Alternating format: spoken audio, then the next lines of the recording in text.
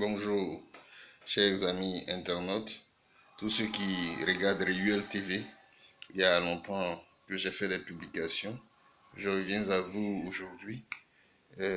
Pour tous ceux qui sont sur Réuel TV, je vous demande de vous abonner. Et si vous aimez, vous cliquez sur le pouce j'aime. Nous nous retrouvons aujourd'hui encore. Et avant de continuer, on va prier.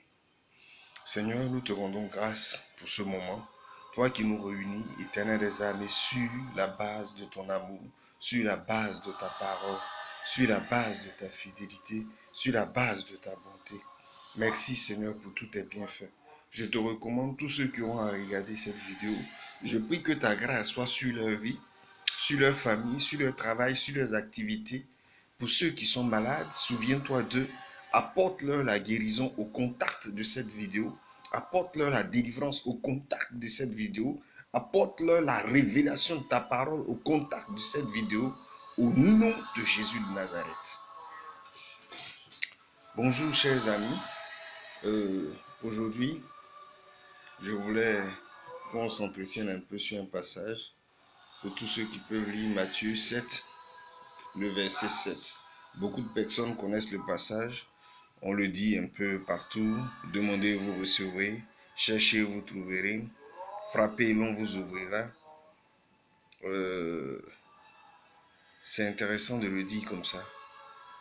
Mais quand Dieu dit de demander, de quoi parle le Seigneur?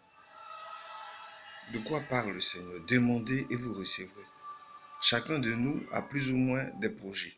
Chacun de nous a plus ou moins des besoins. Chacun de nous a plus ou moins quelque chose qu'il recherche. Et souvent, ce que nous recherchons est souvent objet de soucis pour nous, mais souvent ce que nous recherchons est aussi confligène, peut-être une source de destruction pour nous. Le Seigneur nous demande de demander selon sa parole. Demandez quoi? Demandez quoi? Demandez l'Esprit de Dieu. Demandez quoi? Demandez ce dont nous avons besoin. Un travail. Demandez quoi? Une épouse. Demandez quoi? Le salut. Demandez quoi? La délivrance. Cherchez. Cherchez la délivrance. Cherchez la restauration. Cherchez une proximité avec le Seigneur. Chers amis, je vais vous dire une chose. Il y a des choses qu'on demande facilement, qu'on peut avoir. Mais la délivrance, elle se cherche. La délivrance, elle se cherche. Et j'invite chacun de nous à chercher sa délivrance. À chercher une proximité avec le Seigneur. Une proximité avec le Seigneur. Vous savez, Dieu n'abandonne jamais personne. Dieu ne veut pas donner l'occasion à quelqu'un de se plaindre de lui.